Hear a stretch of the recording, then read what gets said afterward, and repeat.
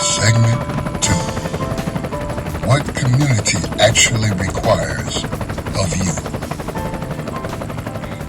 We have talked about community as a resource, about the importance of finding people who are moving in your direction, of building a circle that reflects your standard, of accessing the mentorship and connection that accelerates the build.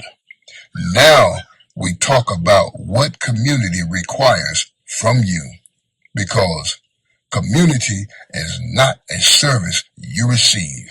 It is a structure you participate in, and the health of the communities most affected by incarceration depends heavily on what men who have been through the system and rebuilt from it are willing to bring back to those communities.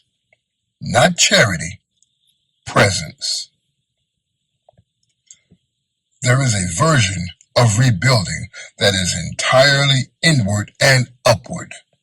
The man focuses completely on his own development, his own income, his own stability, his own advancement, and once he has achieved a certain level of security, he physically and socially distances himself from the community he came from. He has escaped, and the escape feels like success.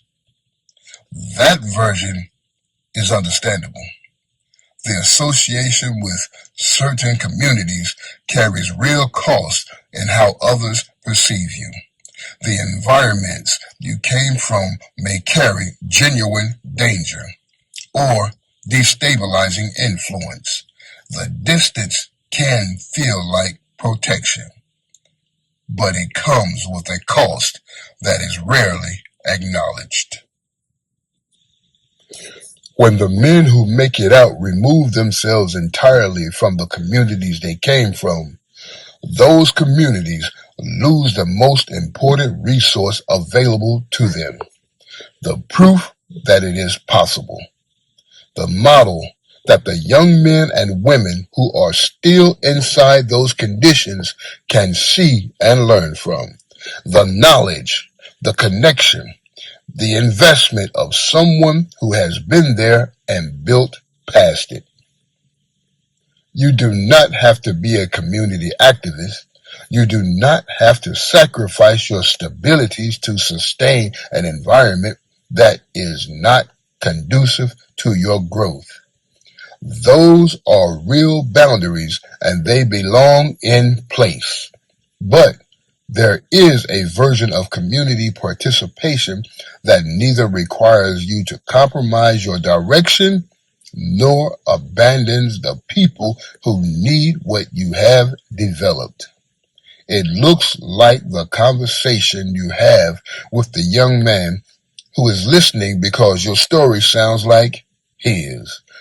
The resource you share with someone navigating the same system you navigated.